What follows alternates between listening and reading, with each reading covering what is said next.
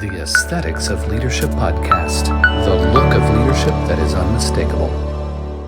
Man, what a privilege. I've been so excited to have this conversation. There are clearly three things that shine through in your social media channel. That is adventure, authenticity, and I think the third word is adaptation. And I say that because it seems like you just made a big shift in your life moving from Pittsburgh to Austin. You have said the word authenticity at least 37 times in the posts that I've seen. And man, just everything about you looks like an adventure. And I said, you know what? There has to be an origin story there that created this space for you to set the goals and the vision for 2025 and do all this stuff, Bertie. It's really been fun to watch, and I appreciate your spirit so much. So thank you for saying yes to the invitation to come on the show. This is awesome. Thank you for having me. This is actually my first podcast that I've ever been on or ever been interviewed or anything. So I was like, no way. I was super, super stoked to do this. I was like, yeah, I called my mom. I was like, you're not gonna believe this. So I'm super pumped. Thank you so much for inviting me on and thanks for having me. Yeah, of course, man. Well, I think it's clear in your spirit that, this show is about the nature and appreciation of transformations. I've been a leadership and personal development coach for almost 3 decades. I appreciate all the laws of leadership, growth, and transformation that it takes to move someone from one level to the next.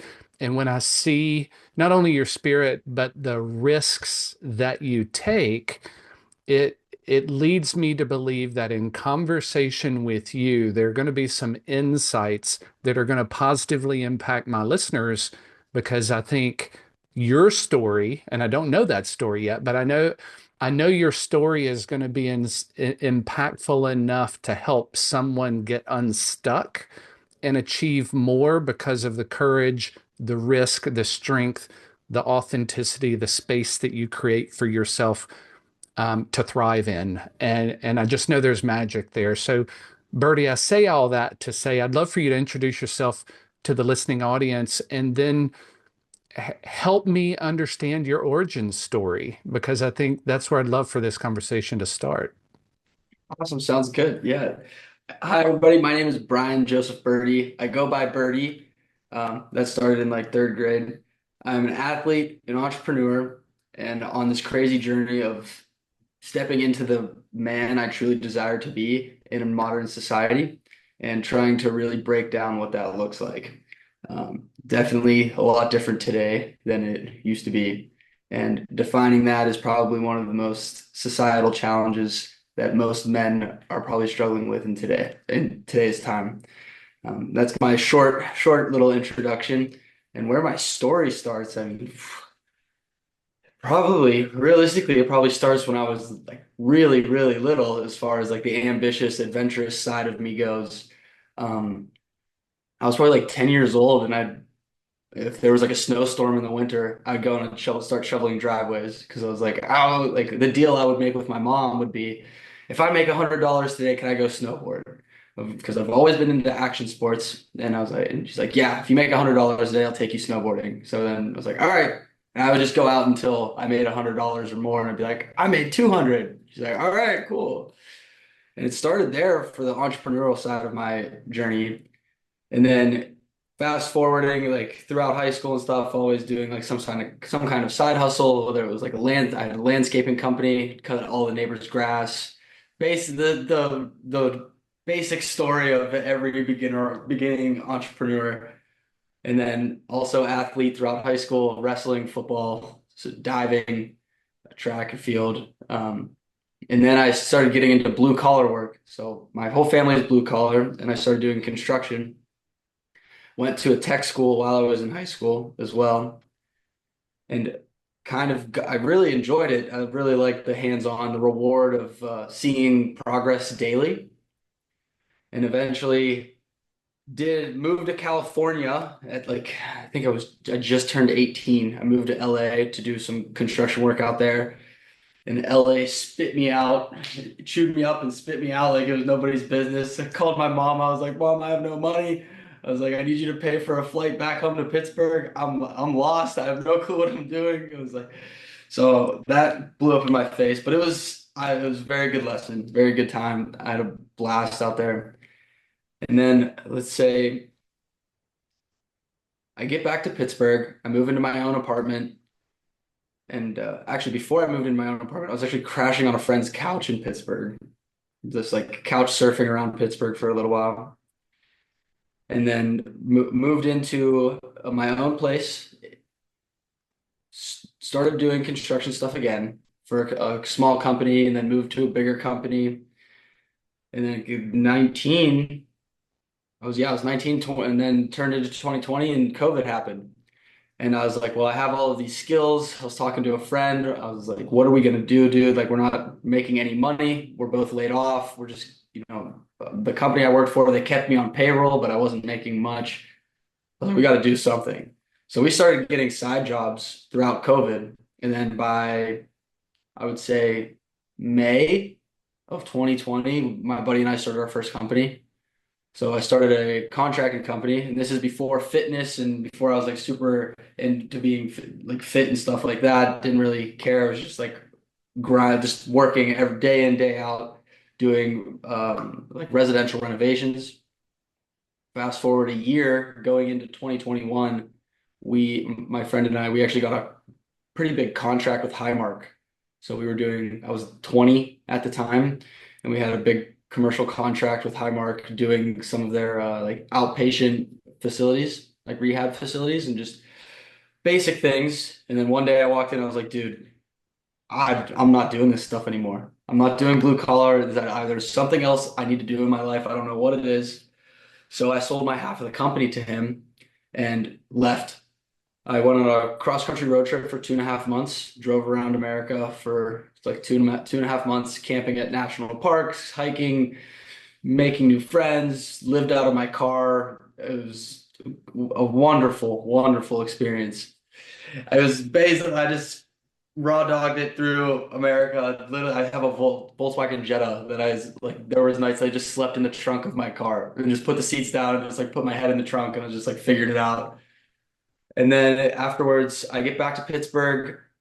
I did 75 hard.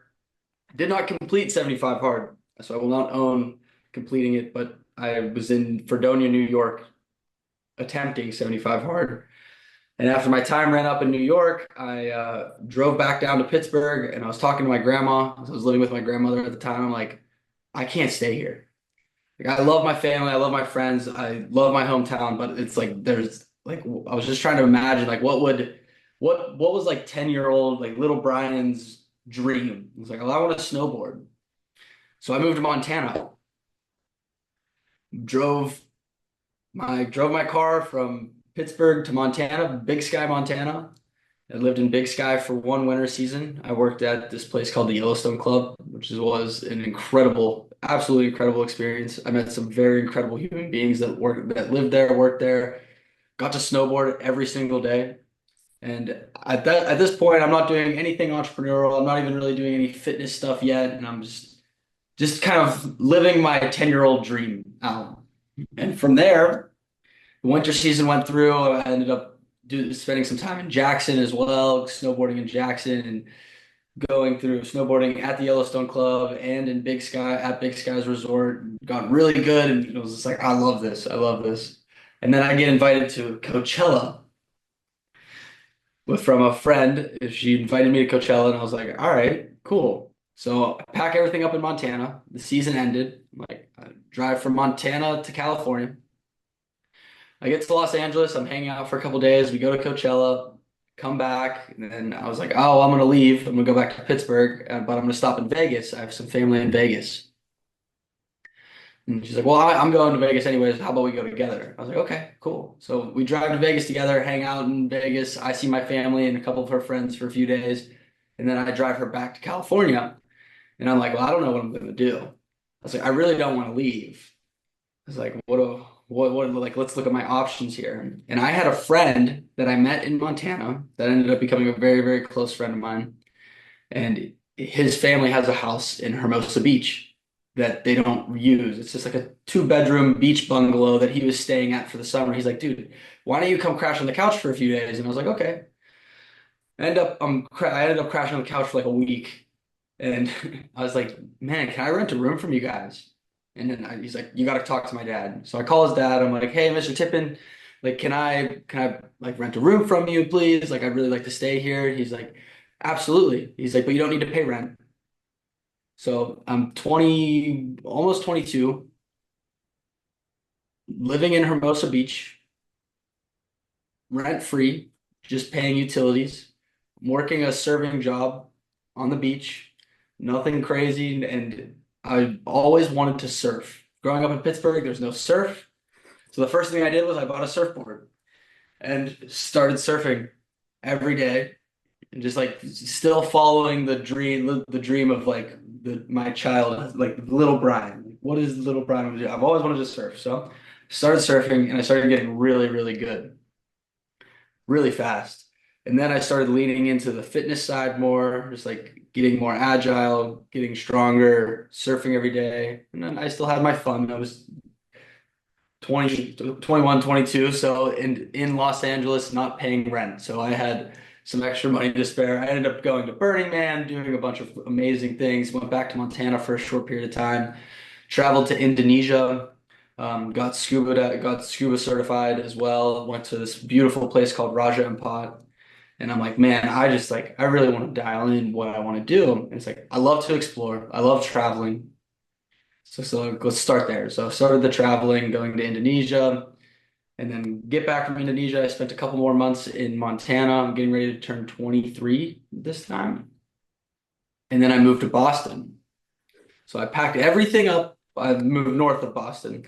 I packed everything up in LA, sold everything that didn't fit in my car again, and drove back all the way across the country from California.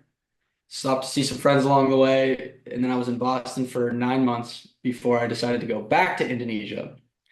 And this brings us back to the beginning. This brings us to the beginning of 2024. And this is when everything changed. This is whenever like my whole everything from the past leading up to this point was like kind of like setting me up for this. I took a course through this group called the Atlas Project, and they have it goes explore and then breakthrough and redesign. Now, I did not do redesign because I didn't feel like it necessarily aligned with me, but explore and breakthrough, what their goal is to break down your limiting beliefs of yourself. Because I've had all these ideas that I wanted to do, all of these things I wanted to achieve, and like these big dreams and big ambitions, and I didn't believe I was capable of them. And I was having a really hard time like staying focused on one particular subject. And so I go through this course and I come out and like all of a sudden like I started going to the gym. I was like I it's like it helped me create a commitment to myself and reestablish that trust with myself where I was just like, okay, this is what I want, but what do I have to do to get to here? Like I want to be in really good shape. Okay, well, in order for me to get in really good shape, I got to start going to the gym more. So it started there. It's like, okay, started going to the gym and I was going to the gym like 4 days a week. And I was like, you know what? Like, I'm just gonna go every day. Like, I'm just not gonna stop. Like, every day I'm gonna be active. Like, I'm gonna do and have like set a time to intentionally work out. Whether it's some days maybe it's just a walk. Some days it's a 20-mile run. Some days it's lifting super heavy. And I don't have necessarily this set schedule other than I just have to show up every day because I realize I'm not going to the gym anymore for the results of like how my body's going to look, but more so because I told myself I'm going to do it and I want to keep that like commitment to myself and build that trust with me again. And as I started doing that, I was like, man, I've always really wanted to do this, like the creator thing and having an online presence. I think it's really important because I think it allows to create, it gives me the ability to have impact on such a large scale. And that's why I'm sure you're doing this podcast as well, as it's like we're able to reach millions of people. And in a world today where it's like it looks so good online. But then when you're walking around talking to people, you can see like society is like crippled in a way almost. And it's like, man, I'd really like to help make a difference. So it's like, well, how can I do that? And so I came up with the the authenticity and build my personal brand. And those are like my biggest goals going into this is like I just want to be keep it as real as possible because it's not beautiful all the time. It's rough 99% of the time. And then you see that 1% sliver of amazingness that happens, which we're so fortunate to experience. And then coming into that January, yeah, January I did explore. February I did breakthrough. March I left for Indonesia for 3 months. And in those 3 months, I didn't work. I worked, just focused on learning how to film, learning how to edit, learning how to get better, getting better at surfing and in the gym every day. My schedule for pretty much 90 days was wake up, surf, eat, work out, edit, surf again for 90 days straight. That's all I did. And it was just like focusing on my craft. And then I get back to the US after that, and unfortunately I met so many incredible people in Bali. It's a nomad heaven.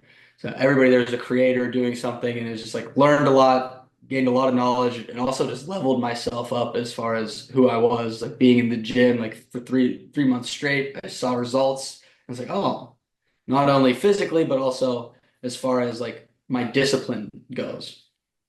And I get back to the States, and all of a sudden I just was like, I was working again for a friend. I was making decent money with him, back and forth between Pittsburgh and Boston, going back and forth all summer pretty much. And then in August, um, my ex-girlfriend's family, they bought a house in Rhode Island and they really wanted me to do the work on it.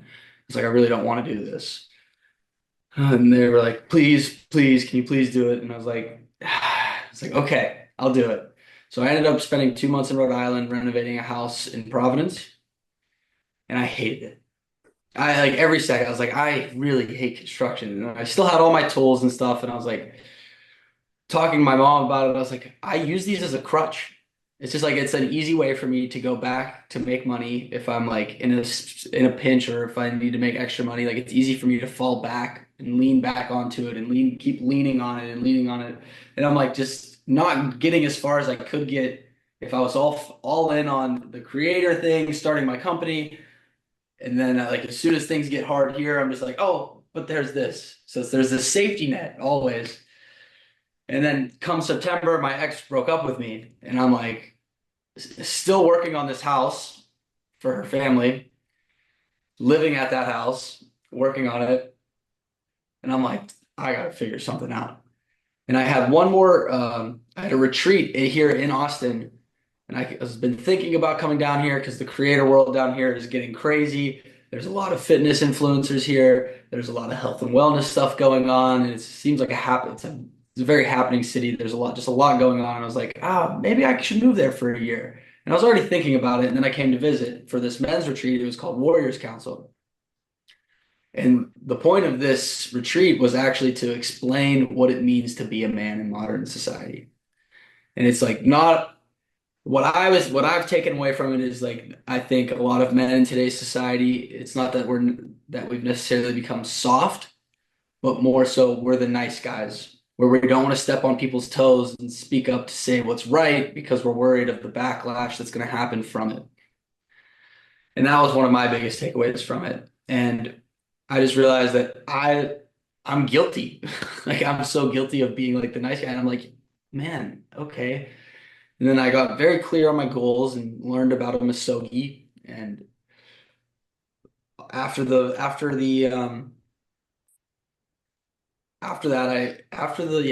retreat, I come back to Pittsburgh and I ended up doing a 3-day Vision Quest hiatus to the Appalachian Mountains with nothing but 2 Cliff Bars, 2 liters of water, a sleeping bag, a tent, a lighter, a knife, and the clothes on my back. I hiked 12 miles in. Oh, and a notebook. A notebook. And I went into the woods for 3 days and just set up camp, and it was a 67-hour fast. I ended up eating, I had to eat the Cliff Bars on the hike out because I didn't think I was gonna make it. I was like, I have to eat these or else I don't think I'm gonna get out of the woods. Um, in those in those 3 days, I just defined what I wanted out of my life.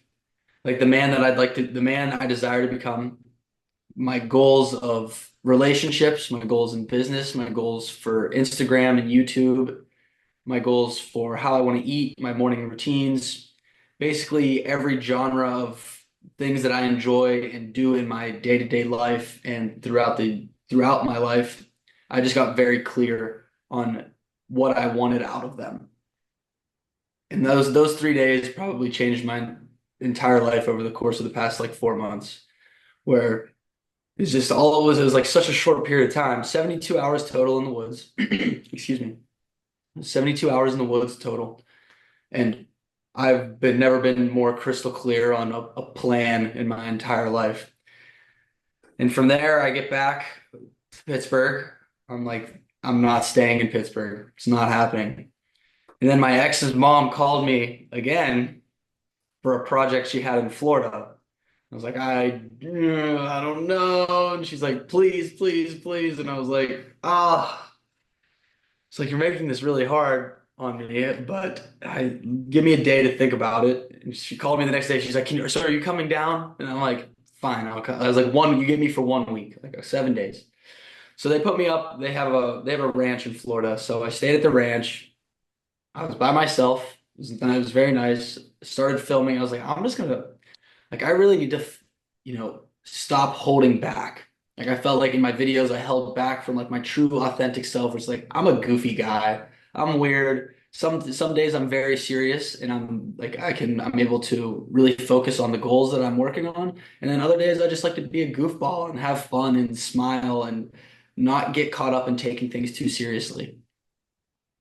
So I spent the week down there, and then from there I went to Vegas because my cousin owns a supplement company, and he's like, "Come out, like let's hang out." He's like, "I know you're going through it, like just let's hang out for like a week or so." So I'm out there working, or out there helping him working on some stuff, and just we're hanging out. We're not partying. He's a professional MMA fighter as well, so we're training every day, waking up, eating good, getting a bunch of work done, like really focusing. I was like, dude, I can't live in Pittsburgh. He's like, I don't blame you. I really don't blame you. I was like, I think I just need to sell everything I own and move. He's like, where are you gonna go? I was like, oh, I think Austin. He's like, really? And I was like, I think it's a good place for me to go right now. And the reason one of the biggest reasons I chose Austin is also I love surfing. I love it with my whole entire heart. I would it's literally I still think about I think about it every single day. It's like one of my passions that I'm just uber obsessed with. And I remember listening to a podcast a few years ago, and this guy was like, what are you willing to sacrifice to get to the next level in your life? It's like, if you really love something, are you willing to sacrifice it for a year? And I was like, that kept replaying in my head. I was like, I don't know. Am I willing to sacrifice surfing? I was talking to my cousin about it, and he's like, it sounds like you kind of have to get to where you want to go next. And that is starting a business, continue filming and having more of a presence online, meeting more people, really stepping into the role of not trying to be a creator, not trying to be an influencer, not trying to be an entrepreneur, but being those things. So I sacrificed surfing. My cousin and I ended our conversation. I called a a lady who like searches for apartments here in Austin. I was like, just find me a place. She sent me a place the next day. I signed the lease.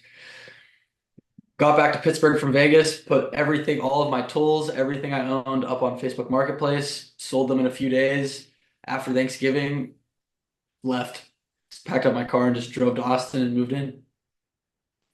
Amazing. I did not want to interrupt any of that. There was so much gold that you dropped in that opening, what, 20 minutes? Oh my God, that was brilliant. So Bertie, I've got 1,000 questions for you.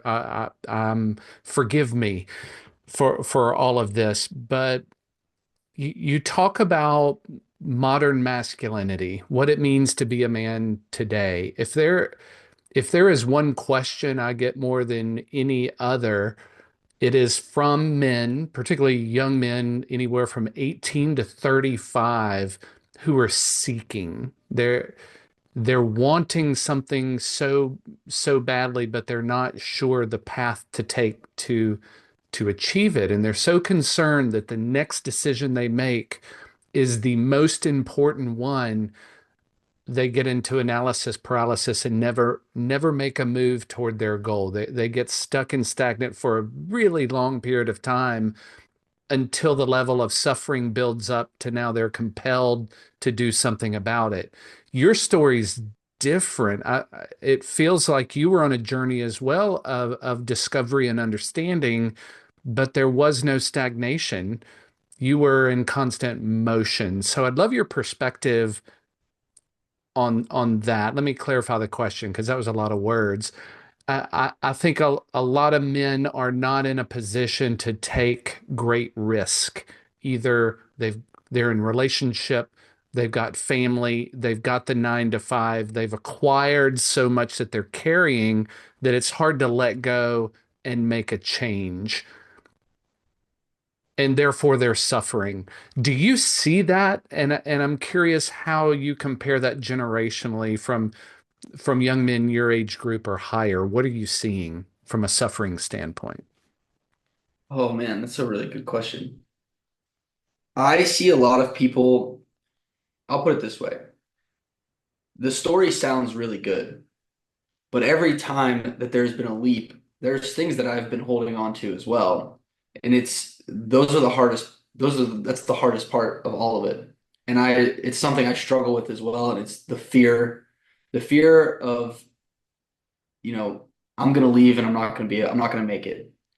The fear of judgment, the fear of being wrong, the fear of making the wrong decision. And I recently heard a really good quote. It was everybody's scared of making the wrong decision, but just make the decision the right decision. And I think a lot of people get caught up because it's like, oh, I have to support my family. You do. I mean, you do. And it's a very scary thing. And it's a huge risk. And we all know that most businesses do fail. But I think what people miss is that if they're having this idea, if they're having this thought, they're earning for more, they want more out of life, the only thing that's holding them back is them not doing the thing. I think society really likes to hype themselves up and be like, I'm gonna do this, I'm gonna do this, and then they lose steam. And that's where, motivation wears off and it doesn't motivation doesn't stay. Like I'm not motivated every day. And at this point now, it's like I've been doing this stuff for almost a year every day. Like it's no longer motivation. It's discipline, and I attach myself to something bigger than me. Where it's like my goal isn't to make money from this. My goal isn't to, you know, be famous. My goal is to have impact and help. And sorry, I'm going off on a tangent here. And I would say that what I see with people is they will attach themselves to a personal gain. But what I've noticed recently is if you attach yourself to something bigger than yourself, it's going to work. Because what you put out is what you get back. And the bigger the problem you solve, the more you'll be rewarded. And that's just by what seems to be by law of the universe and how things work. But people are scared to put trust in that, is what That's I've noticed. yeah, that's a big word. And you mentioned trust before in your story. You were talking about trust in yourself. Do you think there is another epidemic, if you will, in modern masculinity of lack of trust in self? And I asked that question in the context of the social media space and the noisy fitness space and you're in. People are looking to attach themselves to other people's visions and other people's outcomes and other people's goals because they don't trust themselves. And therefore, you wonder why maybe 75 hard doesn't work for some people, or why 30 days after a New Year's resolution, the dream is gone. That to me, that speaks of a lack of trust in self. I love your perspective on that. It's another really good one. And I feel like I might have a great answer for this. There is definitely a huge problem with people not trusting themselves. And that is back to the New Year's resolution is a great place to start. It is a stereotype, which is kind of sad when we really think about it. It's like, oh, this is my goal for this year, but come February 1st, that goal flew away and it's no longer a thing. I think people overshoot and overextend themselves, and they're like, I'm going to lose 60 pounds in 2 months. Like, that's not realistic. Like, and the best book I ever read, Atomic Habits, was just like, just go to the gym for 10 minutes a day. Just start there. Like, just, and in the book, he talks about just like, go to the parking lot. Don't even go in the gym, just go to the parking lot. He's like, and then a month from now, you're gonna be like, well, I'm already here. I might as well go in. And it's like building those little micro habits to set up for bigger habits. But everybody wants to, this is one of the things I've noticed in society is everybody wants to skip the process. Everybody just wants the end result. They want to get here, but, and unfortunately, social media idolizes and just blasts the end result instead of all of these little micro baby steps that had to go into place. And in order for those little micro baby steps to work, you have to show up every day. But people aren't willing to, one, sacrifice, and two, maybe they go for 2 weeks and then those thoughts start creeping in like, oh, I'm not going to be able to do that. And they're too caught up into the future selves, like, oh, I already know that I don't show up for other things. Like, I'm not going to show up here. And this is one of the greatest things where the Atlas project with the group I went with is like that's what they talked about. It's like you discredit yourself when it's like you say you're gonna do this, you say you're gonna be on time, but you're 5 minutes late. And you do that every time, well, that's just breaking the trust with yourself. And it's all like everything we do in our life is so important. It's like, be careful what you say. And because if you're gonna say something and you don't mean it, don't say it. But if you say, I'm going to be 5 minutes early every day to work, and you're not, you're taking away the trust from you. And it's like, oh, I'm going to eat healthy this week, but you have a cookie at the end of each meal every day, you're taking away that trust from yourself. And it's all of those little tiny things that you say that you're going to do and you don't, that diminishes that value of yourself. So it's like, and if you just started like, I'm going to eat one apple every day for a week and you ate an apple every day, okay, you're gonna start building that trust. And then like a month goes by and you're like, I'm gonna go to the gym every day for 30 minutes. And month two, you go to the gym for 30 days straight for 30 minutes. You accomplish it. Okay, now you're building that snowball, and that snowball effect starts to happen. You just start having this trust with yourself again, where it's like, oh, I can do this. But I feel like men today see all these guys that are huge and ripped and discredit the years of trust that these guys had to build with themselves to get there. And they're like, I just want to get there. And they just want, I don't know, I feel like trying to put it into good words here. My apologies. No, it's a big question, man, because I guess I resonate with your story of a few years ago. I climbed Ben Nevis in Scotland. It's the highest point in the UK. And there are actually three mountains that are part of a climbing challenge, and I forget what the other two mountains are, but Ben Nevis is the big one that everybody shoots for. So you climb all three. That's supposedly a big deal. You know what? In reflecting on that grueling, what was it? 10.5 miles. It took us over half a day to complete it. It was grueling. And when I got to the summit, it was beautiful and all. Yeah, the scenery changed, but man, the lessons that I took away from that climb in reflection were not at the summit. They were how I was feeling at the base before we started the climb. It was on the grueling rock staircases that I thought would never end. It was ridge after ridge after ridge, even getting to where my focus was just getting one foot to move in front of the other one. And there were so many lessons learned on the journey that the summit could not have offered me. And I think that's the problem, that we're not falling in love with the process. We are investing in an outcome and a dream that cannot come to reality or fruition until we do the hard shit. I don't know any other way to say it, that it's got to be the hard way. It cannot be any other way. What are your thoughts? It, I literally could not agree more. Last night, so I'm training for a marathon right now. And my goal is sub 3 hours. I've ran one marathon before. It was not for an event. I just did it one day because I was like, I'm gonna do this. I want to do it. And I did it. My time was 4 hours and 6 minutes. I ended up actually running 30 miles that day because Wow. I ran 15 miles away from my car and I had to run back 15 miles. But I did it all. I did most of it by myself up until mile like 16. And at mile 15, I called my buddy. I was like, dude, because I need you to bring me like water and like food or something. I was like, I'm not gonna make it. And it's like in that point, and this will bring me up to the next thing where it was like I was telling myself one step, like it's just one foot in front of the other. Like that's the only thing that matters. Because what I've also come to realize recently is that, the only thing that really matters, the only thing that really ever exists is the present moment.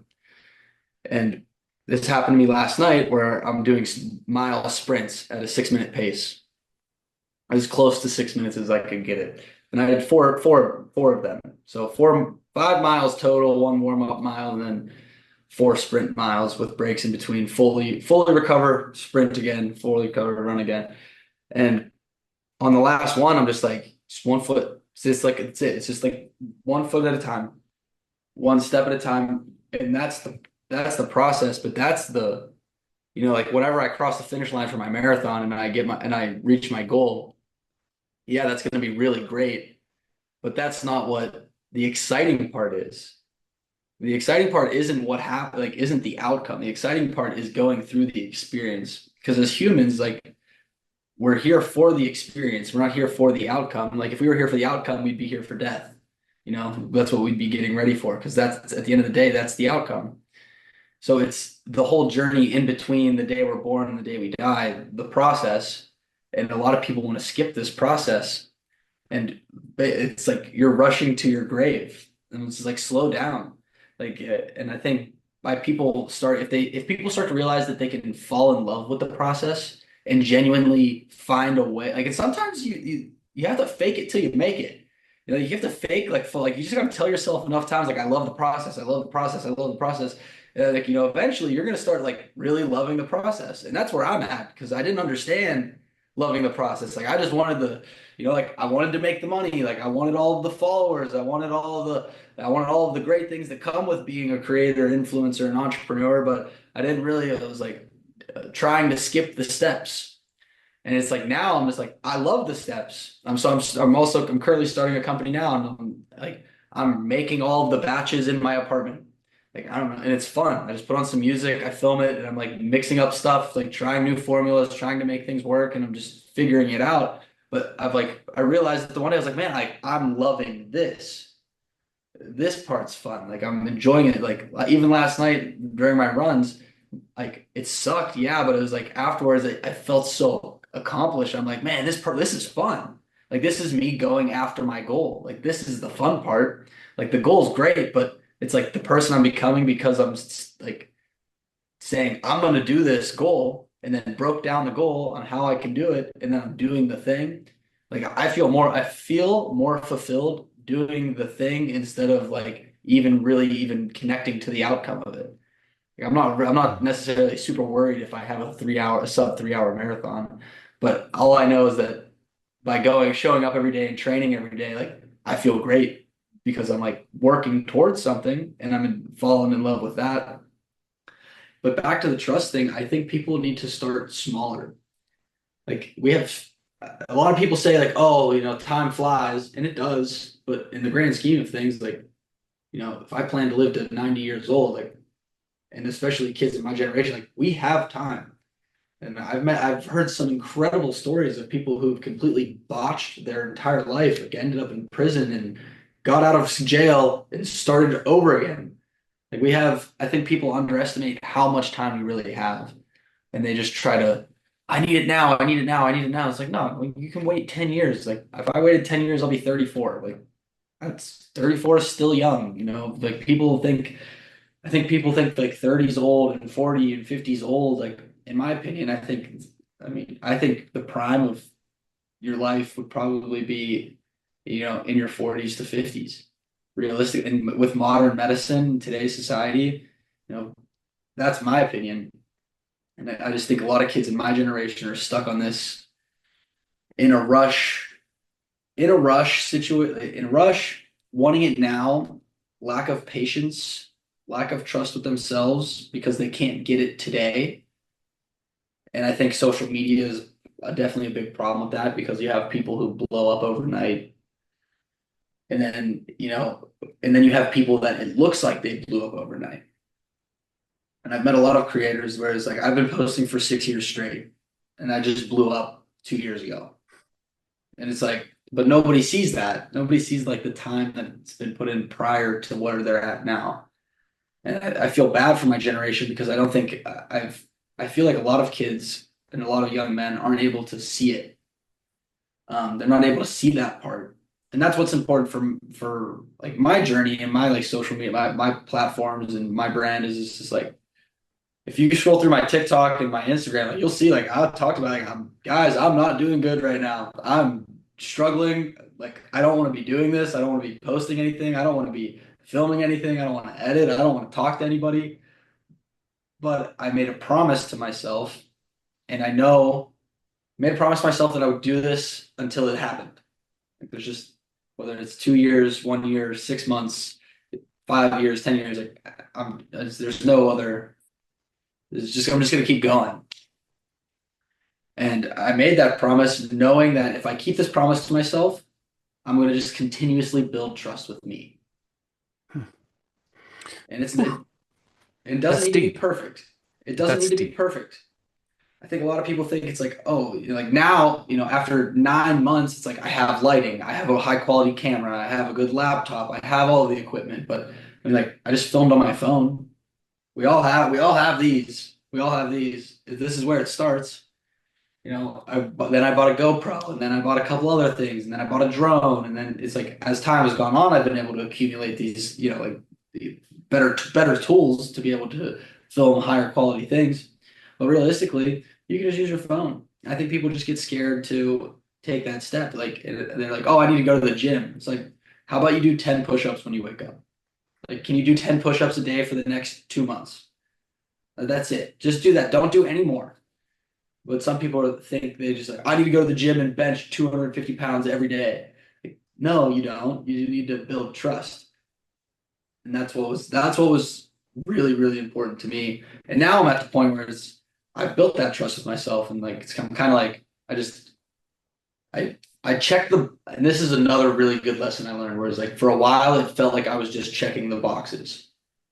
I wasn't putting in the maximum amount of effort into my content. I wasn't necessarily showing up fully. And this is where it's like perfect. It's like, what's the quote? It's like imperfect try. I can't think of it, but it's not worrying about how perfect everything is, but still showing up will help you get to being like just a better creator, a better whatever you're pursuing.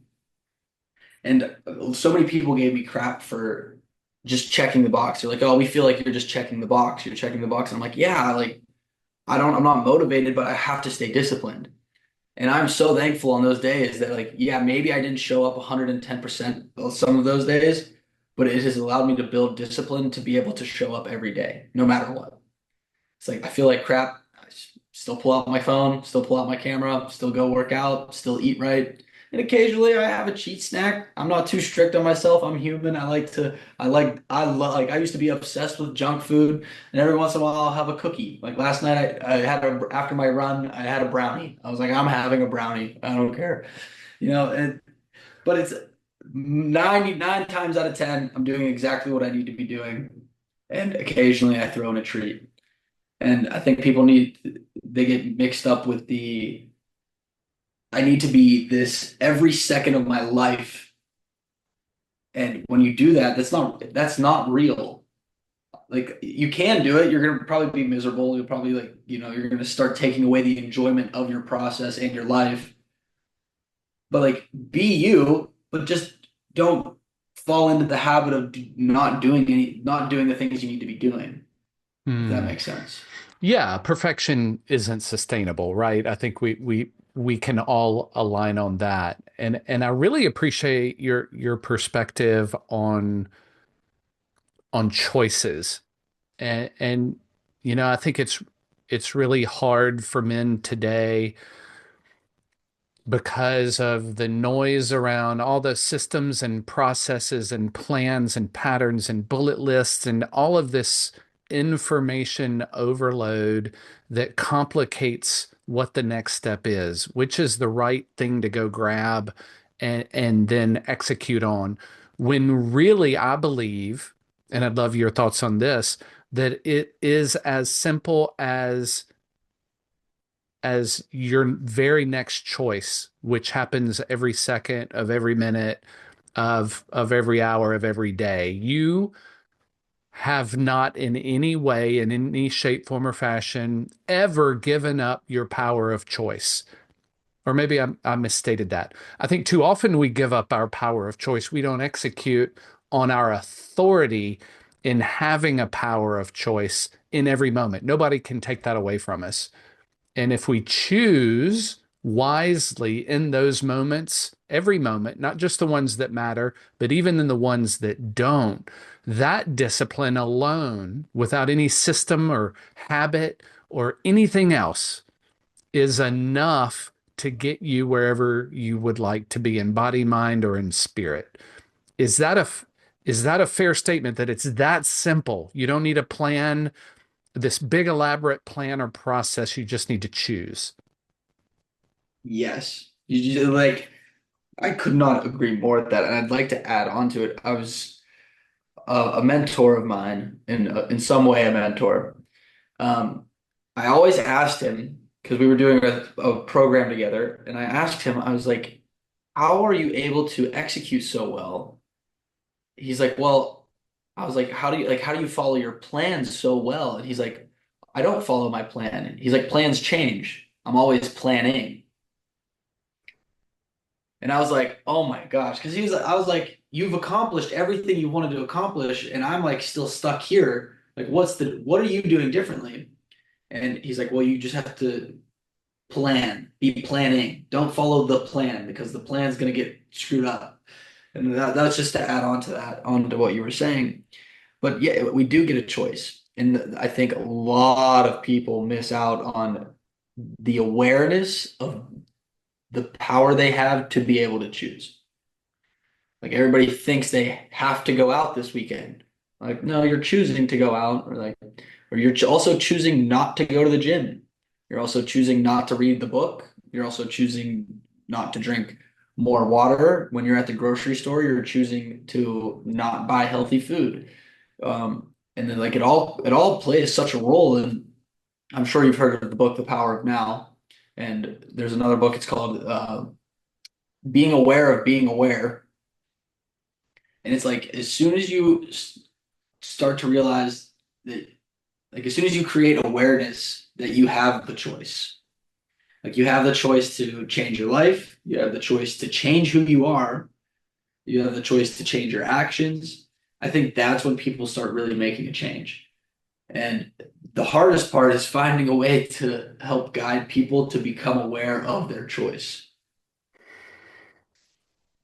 Yeah, so that's a great next question for you then, Bertie. It is, I will say, unusual for me to find a man your age with a depth of understanding and awareness that you have. Um, why are you so different? I don't think I'm that different. I don't. I think there's a version of me, there's an older version of me that wanted more out of life, and I didn't know where it would lead. And I just started reading books, started listening to podcasts, started talking to I've been very fortunate to be surrounded by some people that have done really, really incredible things in this world. and just picking their brain. I'm no different than the other guy. I'm not special. I'm just, in my opinion, I'm still a kid. Like I'm just a kid who's trying to figure out life. And for me, it's like, well, what are, one of the mentors I've had, I was like, well, what did, he created this billion-dollar tech company. And I was like, well, what does he do? And I took him and I went to lunch one day, and he's just like, we were just talking about awareness. I'm like, what does he mean awareness? Like aware of what? It's like aware of everything. But it's like, because the way he broke it down is when you're aware of a feeling, you aren't the feeling anymore, is what he explained to me. You're not the feeling. You're aware that your body is experiencing this feeling, but that's not who you are. What you are in that moment is awareness. And whenever he started breaking it down like that, and I've read a couple other books and listened to a couple other things, and it's just like I just started realizing, okay, become aware of these things. You don't need to feed into like fear is a really good example, which is something I struggle with. I struggle with fear of failure, fear of judgment. Those are my number two things that I really struggle. I have a really, really hard time with. And it's gotten better because I've noticed it's like I'm aware of them, but I am not them. And making that like definitely like defining that for yourself, where some people like, oh, when they get in their heads and they're like, I am not an athlete, or like I'm scared to go to the gym because I'm scared people are going to look at me weird because I'm overweight, or maybe I don't know what I'm doing. Well, those are all revolved around fear. Like you aren't those things. What you actually are is you're aware of those feelings, and you can choose to interact with them. And I read a really good book recently. It's called the Art of Embodiment for the Masculine by G.S. Youngblood, I believe. And he talks about the similar thing. And an exercise he has, he's like, just look away from that feeling. Like if you're feeling this here, and you're like, oh, I'm scared what they're gonna think, I'm scared of this, I'm scared of that. Look away. But back to sorry, I go on these crazy tangents sometimes. No, they're great. Keep tangenting. It's a great thing. And I just for how I got to where I am today, I just picked up a book. It used to be like this money hungry thing when I was, a few years ago. When I started the construction company, it was just like this money hungry thing. It's like I grew up very poor. My parents still don't have any money. Like my parents are very poor. They're happy, which is great. So they have that, and that's awesome. But financially, it's like it wasn't easy growing up. And it's not like this super sad story where it was like I lived in this horrible neighborhood and I had this super hard struggle. It was just like I had anything that I wanted extra outside of whatever, like, food and clothes, I was on me. And I was like, I want more out of life. So developed this money hungry thing. And then I realized there's way more to this experience we call life than just money. Like money is just this thing we've made up. There's way more things that equal wealth. And it started reading like I guess some of them are spiritual books, some of them are just self-development books, talking to people in self-development, surrounding myself with people that are like not only doing better than me financially, but they just like they carry themselves very well. And my cousin is a prime example of that. His name's Vance Elrod. And like us just a stellar man, just like a very honorable, admirable man. And it's like, okay, I surround myself with him and some other people as well. And it's just like they're just really good people, really good humans. And it started with another thing that happened, I would say, is where I also used to kind of be a dick, like almost cocky, egotistical in a way. And I started realizing that like that's not who I am. That's not who I am. It was like this persona that I created where actually I'm a loving human being with a huge heart who cares deeply about our planet, our world, and the people in it. And I see that the world is struggling, and I'm like, how can I help now instead of being so focused on myself? So I think a lot of it was letting go of my ego, not necessarily, not even knowing what I want to do to help the world, but just starting with like by holding the door for somebody or genuinely asking someone how their day is. and being expressing gratitude and being thankful. Those would, I would say, be the most basic things that I started with that helped change my thought into becoming like more aware of everything that's going on around me. And it's allowed me to notice that there are unfortunately a lot of issues in modern society that I don't agree with. And finding a way to authentically express that and help guide not just young men, but just humans, people in general, to like be not necessarily better, but coming from a place of more love and compassion. Yeah, I wow. think that would be a good way That's to so explain. good, man. That is so good. You are wise beyond your years, my brother. And I hope you have an opportunity to go see Ryan Holiday over in Bastrop, Texas. He's just east of Austin at his little bookstore there, and Ryan's usually there, but I'm sure he would appreciate your commentary on the ego being the enemy. So that's pretty cool. Um, Wow. Well, look, I know we're running short on time. I could speak on this topic all day long, and I appreciate the back and forth so much, Bertie. You are wise beyond your years, and I appreciate your wisdom and your authenticity in adding value to this world. I saw one of your reels recently where you designed your 2025 vision board. Um, Tell me about what it is you are seeking this year, what problems you're wanting to solve, and how you want to show up as a servant leader in this world.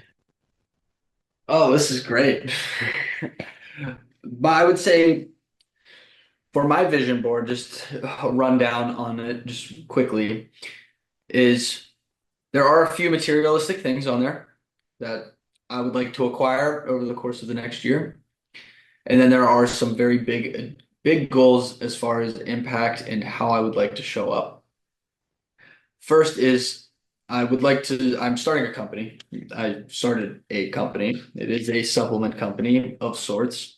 And the purpose of this company is to have an impact on the cleaning up of our oceans and our world because I feel like we just are blind to how bad it really is.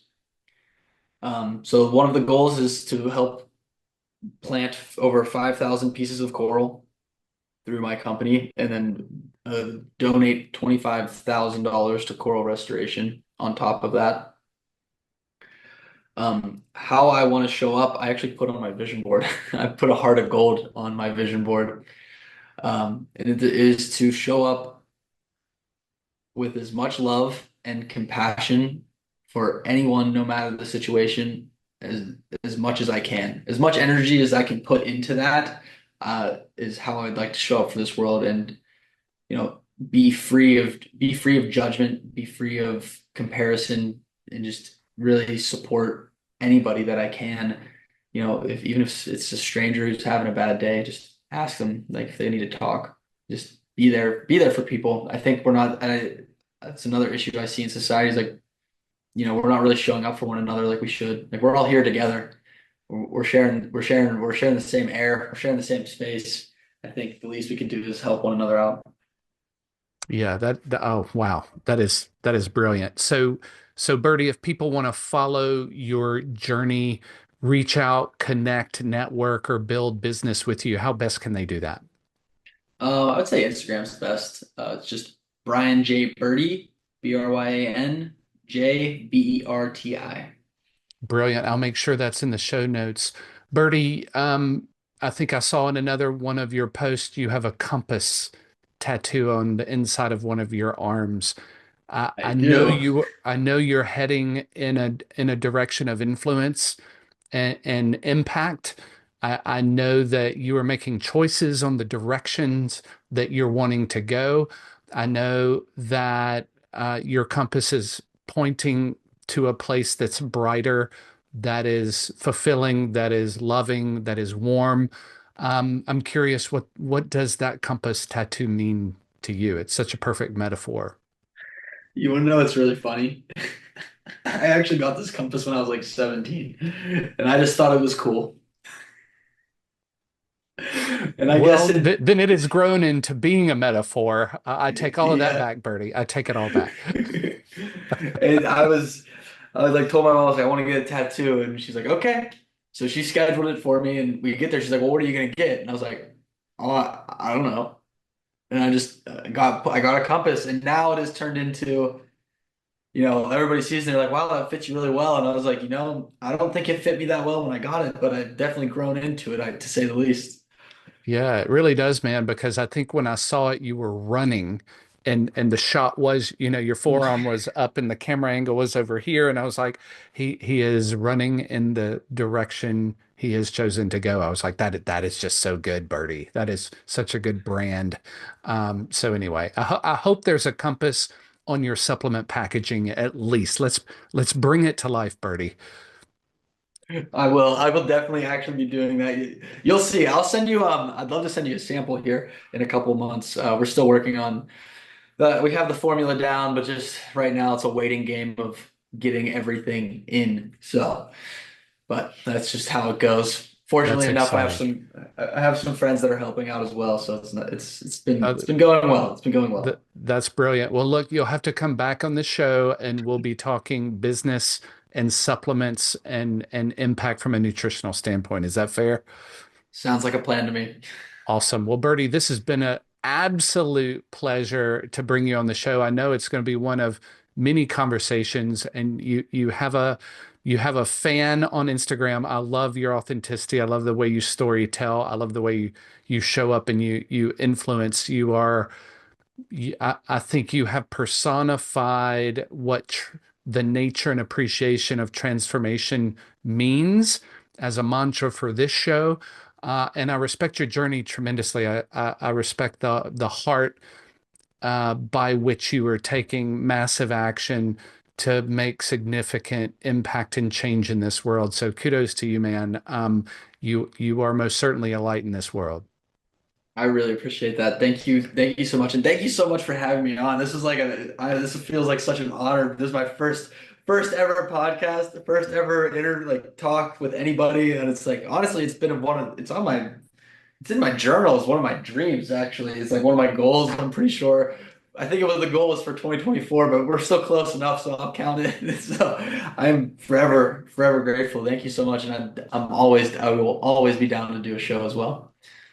Awesome, Bertie. Thank you for saying yes, my friend. The Aesthetics of Leadership podcast, the look of leadership that is unmistakable.